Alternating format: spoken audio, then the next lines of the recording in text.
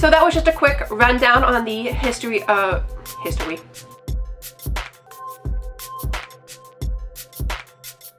So hey guys, welcome back to my little space on the internet. Today I want to do a little bit something different on my channel and talk about the origins of Christmas. Why we celebrate it when we do, why we celebrate it the way we do. Now I want to preface this video by saying nothing in here is intended to insult anyone's religion, particularly Christianity. I just find history really interesting and cultures really interesting, and I like to look at the way that even in our day-to-day life, past cultures are still very much alive within what we do.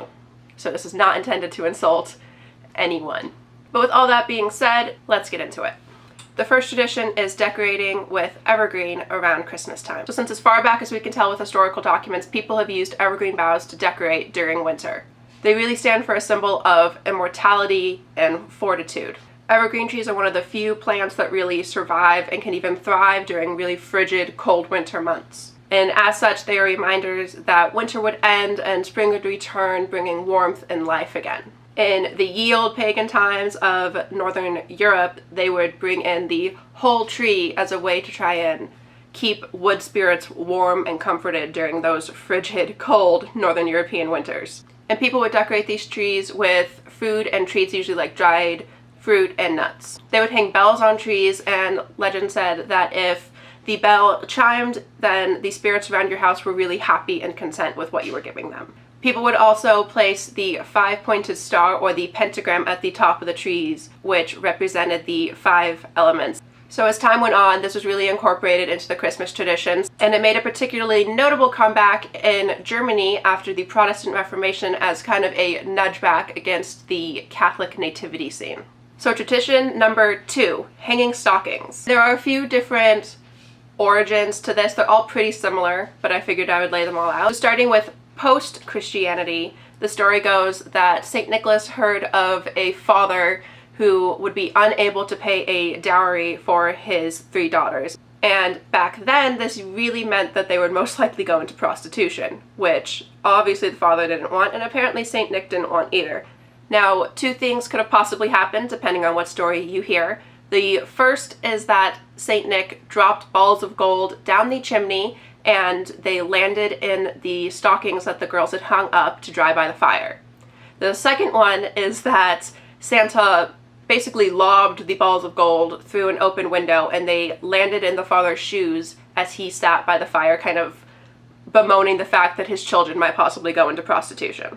The third story is more or less the same, except this time it's Santa heard of 3 women who were in prostitution, and St. Nick stuffed their stockings with gold on Christmas Eve as they hung by the fire so that they wouldn't have to work on Christmas Day, yet they would still be able to afford rent and food. So good on you, Santa, for assisting some ladies in the grind back then, because not many people would, particularly when they are prostitutes. Now, pre-Christianity, in Scandinavian countries, children would leave their shoes out for Odin on the eve of Yule, so that he could fill them with treats or little coins. So Odin stuffing shoes full of treats and coins actually leads us into tradition number 3. Why the hell do we leave milk and cookies out for Santa? So these shoes that Odin would stuff with treats and coins were not empty. Children would originally fill them with treats for Odin's horse, and I apologize for the pronunciation because I'm probably going to pronounce it wrong. I believe Odin's horse was named Sleipnir. Sleipnir was an 8-legged horse that Odin would ride around, kind of like how Santa has a reindeer. But children would stuff their shoes with carrots or hay for Sleipnir, and in exchange Odin would take the treats for his horse and leave them treats and coins. And in some stories I read, it was also said that you would leave a glass of mead out for Odin to drink. Somehow mead and carrots turned into milk and cookies, and this tradition particularly gained a resurgence of popularity in the Great Depression, when parents were really trying to instill on their kids that charity was very good, particularly in hard times, and that the children should be thankful to get really anything for Christmas. And they did this by giving away pretty precious items back then, like milk and sugar, that you weren't often getting during the Great Depression. Tradition number 4 is the Yule log. A Yule log is a log that was decorated with holly and ivy and pine cones that pre-Christian Celts and Gauls would burn as a way to cleanse their space for the new year. But it has since evolved into another Christmas goodie, and this happened around the 19th century in none other than Paris, where all those fancy Parisian bakeries would compete on who could create the best Yule log, which is now widely considered to be a cake of some kind that's really extravagantly decorated and the centerpiece for your Christmas dinner dessert. Number 5 really isn't a tradition, but it's the origins of why we say Xmas, which I'm not sure about in other countries, but I know in America it's a pretty popular way to refer to Christmas. And why we say it is not to extract Christ out of Christmas, as a lot of people assume. It's actually very much the opposite. The X stands for the first Greek letter, I believe it's pronounced chi, in the Greek word for Christ. Jesus' name is often abbreviated to XP, which stands for the first and second letters in the Greek word for Christ. And the XP abbreviation for Christ's name is actually where we get the labarum in Orthodox Christianity. It's a very holy symbol. So number 6 is mistletoe. Now, for those of you who may not know, mistletoe is a parasitic plant, and there are 2 types, but both of them will wrap around tree branches and basically suck the nutrients out of the trees that they're anchored to. It has very sacred meanings in a lot of pre-Christian religion and a lot of other religions around the world that are not Christian. Usually it corresponds with the male essence, and particularly in relation to romance and fertility and vitality. So for example, the Greeks thought Aeneas, the Trojan hero and famed ancestor to Rome, carried a sprig of mistletoe in what is considered his legendary golden bough. Old Norse poems also claim that mistletoe is the only thing that can kill the god Balder. Pre-Christian Druids in the British Isles also heavily corresponded mistletoe with fertility and vitality, mostly because, again, it is one of the few things that will survive a frigid North European winter and actually thrive and bloom and produce berries. So with all of that, it's really no wonder that it got heavily associated with midwinter celebration. The Celts would put a sprig in their home each Yule, and it was not to be replaced until next Yule. It was a way of defending their house against deaths within the home and, for some reason, lightning striking the house. And somehow this practice of having mistletoe in your house around Yule led us to the practice of hanging it in our houses around Christmas. And to continue on the association with fertility and vitality and romance, and I'm sure most of you out there know, if you are caught under the mistletoe, then you kiss. This was actually popularized in the 18th century by English servants, and it very quickly spread to the people that they were serving. Now, a lot of people still think this is a fairly weird and creepy tradition, and it is, but it has actually gotten better since the 18th century. Men would stand under it, and any woman who passed under it they could steal a kiss from. Pretty much the same as the tradition today. However, back then, if the woman refused the kiss, both the man and the woman would have bad luck for the next year. So number 7 is good old Santa himself. And as I'm sure many of you can imagine, there are a lot of different legends and stories that Santa, both behaviorally and visually, is based off of. All culminating into the modern day Santa, as most of the world, I think, knows him, at least particularly in America, we know him as. So Odin would be the oldest and probably main origin for what we consider Santa to be, both behaviorally and visually. Here's a picture of Odin. He pretty much looks like how most of us consider Santa to look. And he also would bring kids treats and coins. Then from Odin, we get the Dutch Sinterklaas. Please forgive Zwarte Piet in that image. I know it's not okay. It's the only images I could find of Sinterklaas are with Zwarte Piet.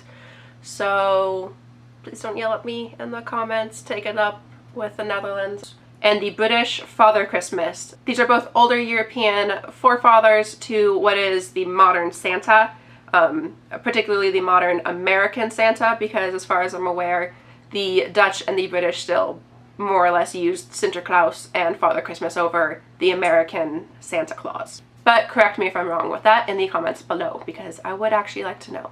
Both the European ones had very religious-centered, almost bishop-like outfits, and the American one, as most people know, is a red suit with white trim. And this outfit change is not actually due to Coca-Cola, despite popular belief. It is due to a man named Thomas Nat and his illustrations for Harper's Bazaar magazine in the late 19th century. Red was visually catching, and this was really encouraged by Coca-Cola picking up the image of Santa in the red outfit with white trim for their 1931 Christmas campaign. So why did all of these old pagan beliefs kind of catch on and mix together? It's really possible that a lot of these traditions held because back in the day when Christianity was first getting popular, it was very much a European wealthy trend. Poor or rural people still very much held on to their traditional pagan beliefs and practices. And since these poorer people were more likely to be the European colonists that spread around the world, the traditions followed them.